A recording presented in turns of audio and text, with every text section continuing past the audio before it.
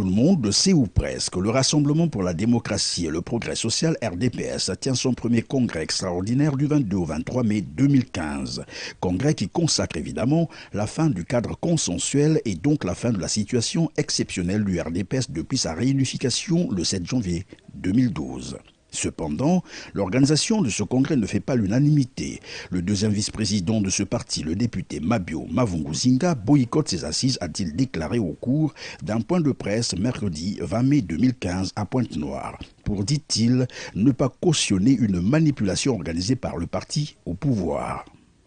Le président de la commission préparatoire et toute son équipe ont pris le soin de sélectionner à la sauvette dans tous les départements plusieurs congressistes qu'ils ont jugés favorables à leur projet et dont ils ont la charge de faire aboutir. Le projet, c'est sous la dictat de leur parrain politique de nommer le prochain président du RDPS. En effet, 88% des participants retenus émargent dans leur registre, laissant ainsi sur le trottoir tout ce qui ne serait pas de leur obédience politicienne.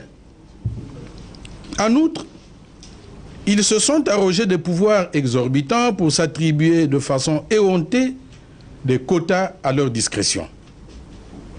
Cette attitude est de nature à frustrer plusieurs d'entre vous qui auraient voulu participer au congrès.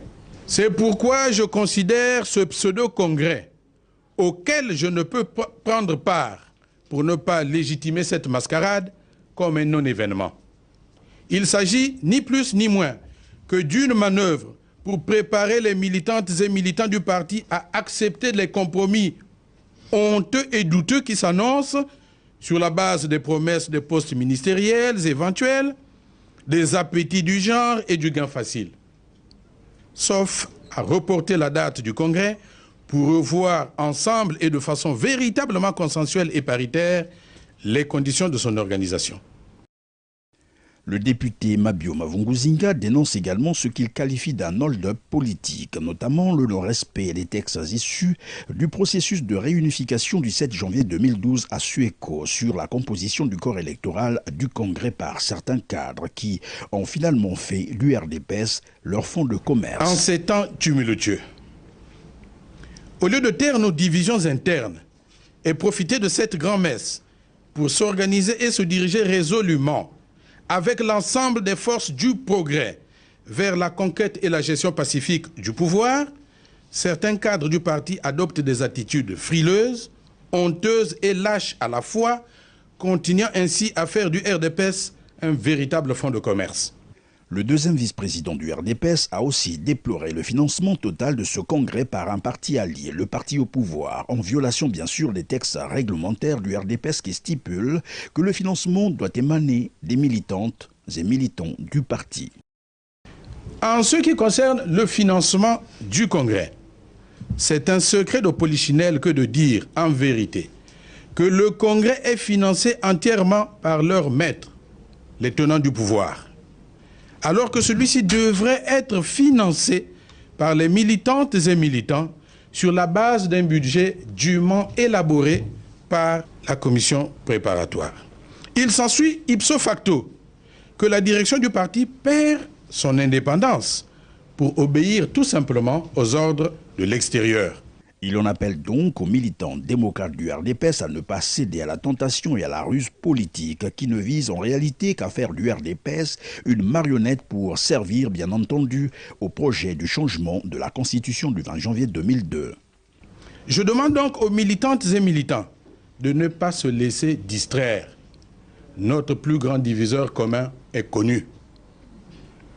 Le congrès du RDPS est devenu le congrès de la nation.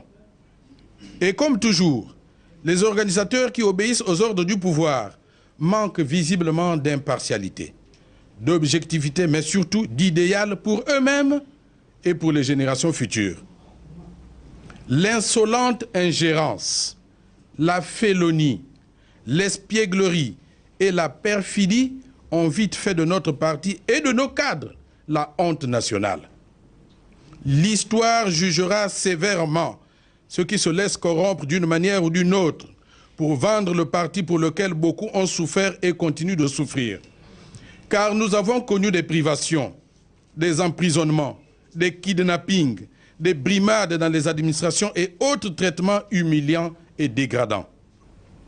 Militantes et militants, vous connaissez nos convictions sur les problèmes de l'heure. Nous avons dit et nous redisons non au changement de constitution. Et ça doit être clair. Quant aux organisateurs du congrès de la honte, si leur objectif était, en procédant par ces manœuvres vexatoires, de me faire démissionner du parti, je considère pour l'heure qu'ils ont lamentablement échoué.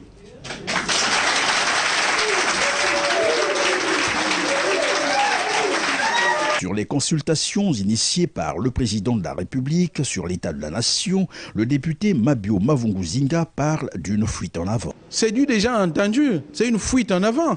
C'est pas comme ça qu'on aborde les problèmes. Les problèmes ont été posés, nous devrons procéder tel que je viens de le définir. Parler de concertation ou de dialogue, c'est tout simplement une fuite en avant. C'est tout ça qu'on a voulu appeler d'abord dialogue. Comme ça n'a pas marché, on va dire que c'est une concertation. Vous verrez que si demain ça ne marche pas, on dira allons-y à une palabre. Alors on ne va pas se palabrer tous les jours.